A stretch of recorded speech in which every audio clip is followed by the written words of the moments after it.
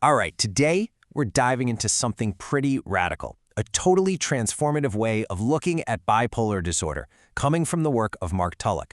Now, this approach, it challenges decades of conventional thinking, and honestly, it proposes a new, really empowering path forward.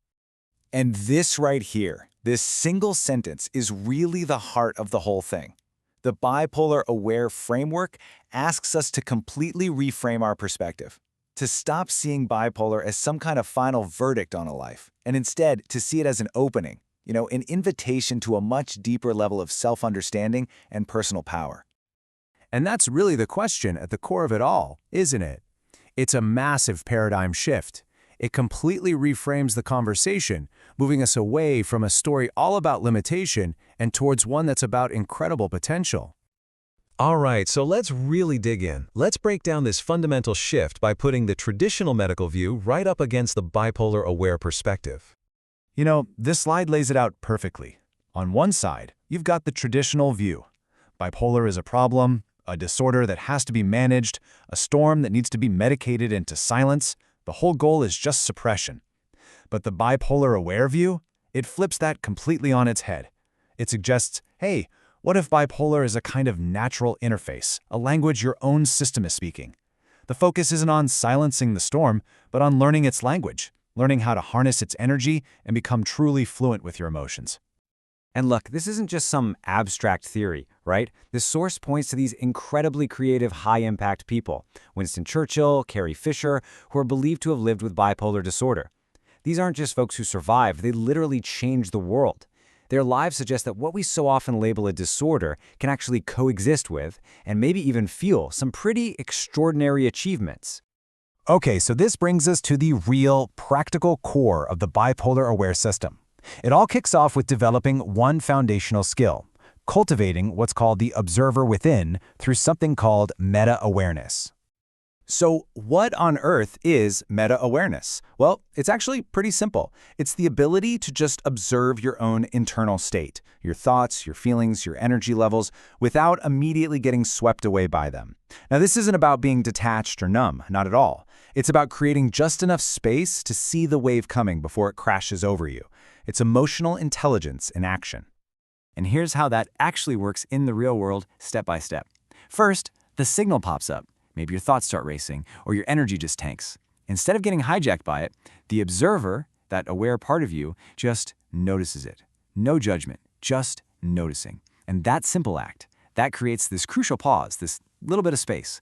And it's in that space that all your power lies, the power to choose how you respond, instead of just being a victim of your own reactions. Okay, so once you've got that foundation of awareness, that observer online, how do you actually apply it to the defining experiences of bipolar? Let's get into how to navigate the intense energy of both the highs and the lows. I want you to think of this as your own personal internal weather forecast. The bipolar aware approach is all about recognizing patterns. For the rise, that move into hypomania, that state of high energy and mood, you're looking for early signals, like your thoughts speeding up or suddenly needing less sleep.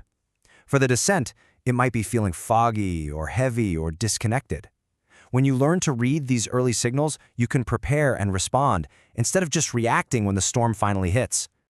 And I love this quote because it perfectly sums up the strategy for those highs. It's not about being afraid of that elevated energy or trying to crush it. No, it's about channeling it with purpose, using it for that creative project or to solve a complex problem. But just as important is the second part, planning a soft landing. You have to consciously choose to rest and recover afterwards instead of just inevitably crashing and burning. And it's not just the highs, right? The lows get a total reframe here too. Instead of seeing them as a collapse or a failure, the Bipolar Aware Framework calls them a conscious retreat. This is a deliberate signal from your system telling you it's time to turn inward, to rest, and to really listen. It's not a bug in the system. It's a feature of your natural rhythm. So the big question is, how do you pull all of this together into a system that actually works for you? Well, this isn't about creating rigid, breakable routines. It's about designing a flexible rhythm system for daily stability and self-leadership. One of the key tools for this is what's called the comfort zone scale. It's a super simple way to check in with yourself. A 1 to 3, that's too low. You're feeling depressive, withdrawn. A 7 to 10, that's too high. You're racing, ungrounded, heading towards manic. The sweet spot, the real zone of mastery, is that 4 to 6 range.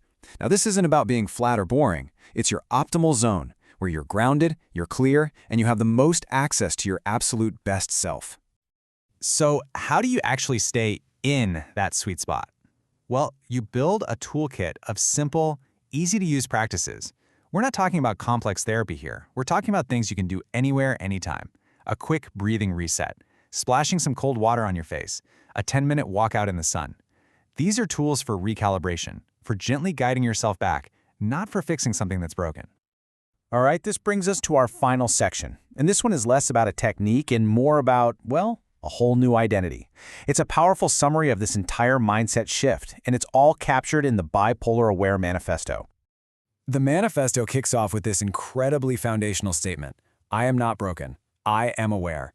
This is a complete and total rejection of the old pathology model. It's a declaration of self-acceptance and empowerment. Your identity is not I am bipolar. It's I am aware. And then it builds on that. I ride the highs with direction. I meet the lows with compassion. This really just perfectly encapsulates the core principles we've been talking about, navigating that entire spectrum of human experience with skill, with intention, and with kindness for yourself, instead of with fear and shame. And finally, I am not waiting to be fixed. I am learning to lead myself. This right here is the ultimate takeaway. The shift is from being a passive patient, just waiting around for a cure, to becoming the active, empowered leader of your own internal world. It's a journey of constant learning and self-mastery. And so we come full circle, right back to that powerful, provocative question we started with. Now this framework, it doesn't claim to have all the answers, but what it does do is open a door to a new way of seeing, a new way of being, and a new way of living, not in spite of bipolar, but through it.